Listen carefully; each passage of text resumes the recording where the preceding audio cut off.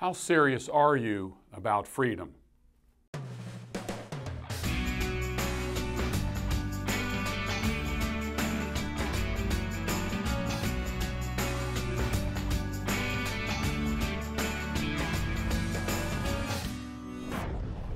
You've heard me talk a little bit about what's been going on excuse me, in Texas and in California over textbooks. The state of Texas has pretty much stacked its education commission and those who adopt the textbooks with conservative Christians. And on one level, that's a very good thing, and they have done a good job of at least forcing textbook manufacturers to put into textbooks at least debatable topics, to asking questions about things, which is, I think, is a very good thing, and also a very good way to learn. Instead of giving children just a whole series of dates and people and events to learn, it's really the best way to learn is to engage in a particular topic, discuss a topic, do research about that topic, go back and look at original source documents, get different groups together, get them to take different sides in a particular debate, learn how to debate using rhetoric and so forth. I think it is in fact the very best way to learn. And something rather interesting took place in Texas. Cynthia Dunbar opened up a prayer of a meeting, and she read the following text. She said this: "I believe no one can read the history of our country without realizing that the good book and the spirit of the Savior have from the beginning been our guiding geniuses. Whether we look to the first charter of Virginia or the charter of New England or the charter of Massachusetts Bay or the fundamental orders of Connecticut, the same objective is present, a Christian land governed by Christian principles. I believe the entire Bill of Rights came into being because of the knowledge our forefathers had of the Bible and their belief in it.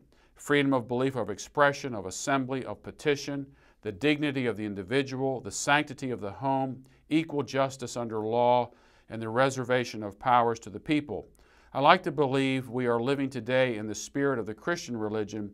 I like also to believe that as long as we do so, no great harm can come to our country."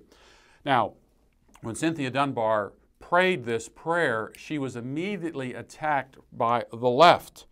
The Texas Freedom Network, which promoted the progressive changes, wrote a scathing article in which was stated, she offered the board's opening prayer this morning and removed any doubt about what she and other far-right board members want students to learn.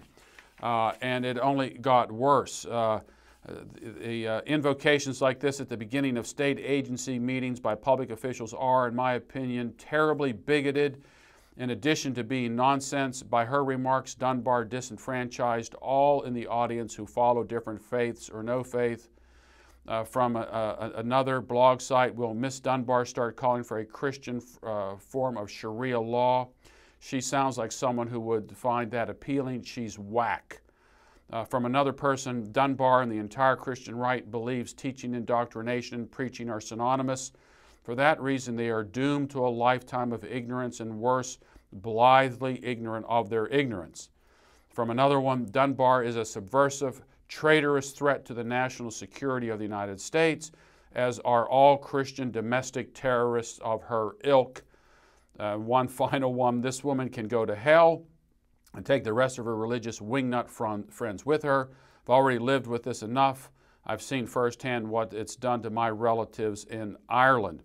Now, what's interesting about what Cynthia Dunbar cited is that it was a direct quotation from Supreme Court Justice Earl Warren. So you have a Supreme Court Justice, Earl Warren, and I believe it was in 1954. It was a speech that Warren had given at the National Prayer Breakfast, and Time magazine published an article about the event. And those in attendance included President Eisenhower, Vice President Nixon, who read from John 15, cabinet members, congressmen, diplomats, and businessmen. So what Cynthia Dunbar did was to expose the hypocrisy of the left and also the ignorance of the left. You heard one of these comments about how ignorant Dunbar is in citing all of this.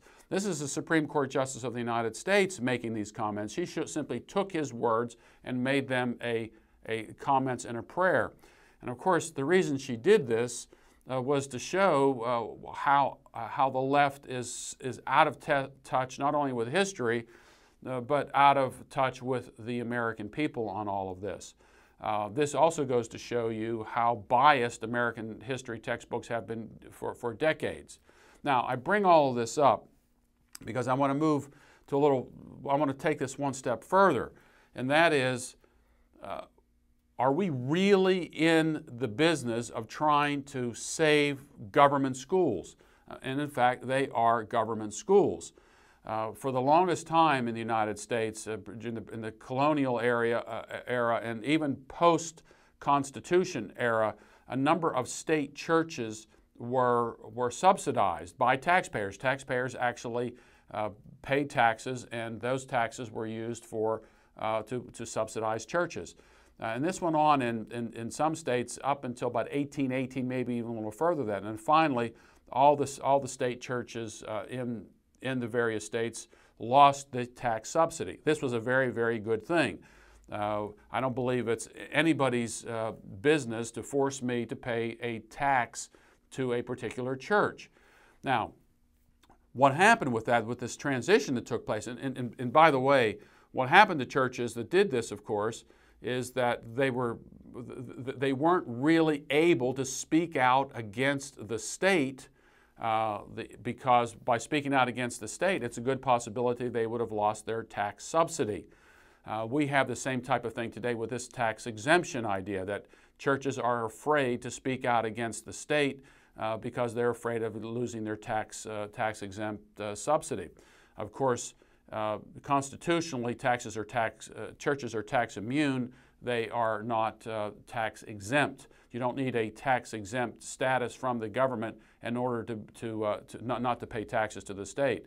And by the way, this is one of the reasons why pastors will not get up in the pulpit and speak out against these particular issues, because they're afraid the IRS is going to come in and take away their tax exempt status. Now, I think it's time that we recognize that when tax subsidies to churches went away, tax subsidies to education began to flourish, and we have in this country today a $600 billion subsidy to education, governed and controlled by the state, by the federal government, and also by state governments. So why would these schools be critical of government programs and so forth? Because they, in effect, benefit by them.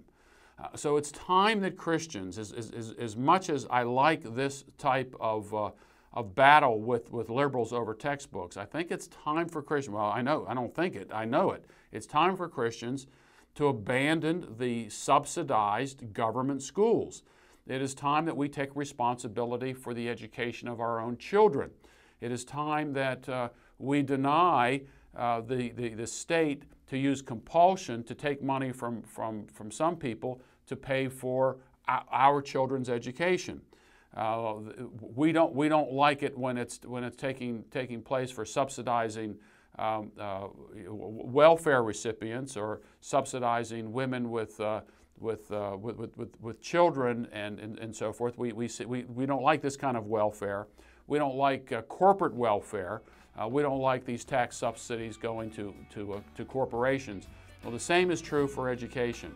It is time that we go a step further and really push the aspect of freedom here, take responsibility for the education of our own children, get out of government schools, and begin to vote against anything that relates to the support of government schools, and also the support of the tax subsidy that goes to government schools. That's what freedom is all about.